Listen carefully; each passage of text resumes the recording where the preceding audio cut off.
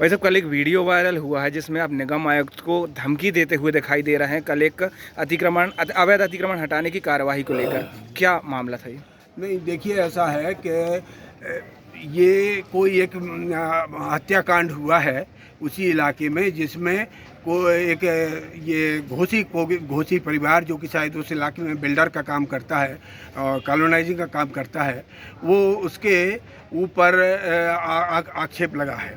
भाई, ये मुझे पूर्व से ज्ञात था। वे लोग मेरे पास आए भी थे, पर मैंने उसमें कहा कि देखिए, पुलिस जो छानबीन कर रही है उसे छानबीन करने दिया जाए और इसमें किसी प्रकार का मैं बीच में नहीं बोलूँगा। अब अचानक एकदम कल सुबह वो लोग रोते हुए मेरे पास आए कि साहब, हमारा तो मकान गिराया जाने लगा है। उसमें जब पुलिस छानबीन कर ये केस दर्ज कर रही है, तो मकान गिराने का कौन से कानून के तहत नियम है? और ये आज चूँकि मेरे मन में बहुत दिन से यह वेदना थी कि सारे देश में इस कुछ पिछले 5-7 सालों में एक नया पैटर्न चल गया है कि मकान गिरा दो, इसका मकान गिरा दो।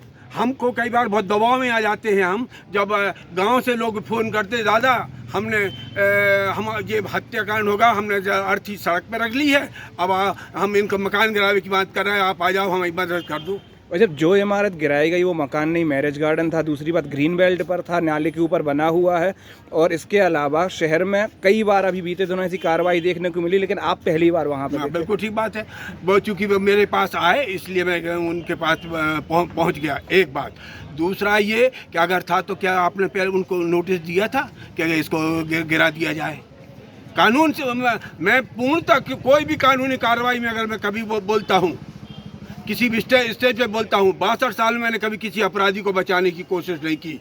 हमेशा पुलिस से कहता हूँ कि कानून के मुताबिक काम करो, हमें कोई चिंता नहीं। और हम आप इतनी हिम्मत रखते हैं कि हम ये कह दें कि साहस रखते हैं कि हम ये कह दें कि नहीं, गलत काम किया है तो उसके सजा तो भुगतनी पड़ेगी। निगम आयुक्त से क्या बातचीब हुई थी आप?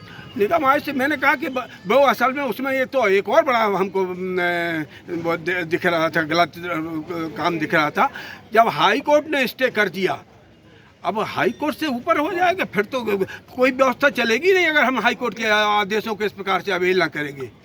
बल्कि वो सरकार से तो उम्मीद, सरकारी अधिकारी से उम्मीद की जाती है कि अब उनको अगर भनक भी लग जाए कि इसमें हाई कोर्ट ने ऐसा कोई आदेश दिया है, कोर्ट ने कोई आदेश दिया है, तो उसका पूरा सम्मान तत्काल करना चाहिए।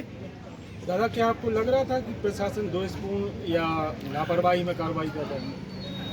अब चूंकि जिस प्रकार से कार्रवाई हो रही थी, तो मुझे लगा कि दोषपूर्ण कार्रवाई है, क्योंकि मकान गिराना तो किसी का उसका वो कोई आदेश होगा ही नहीं और रहा ही नहीं होगा।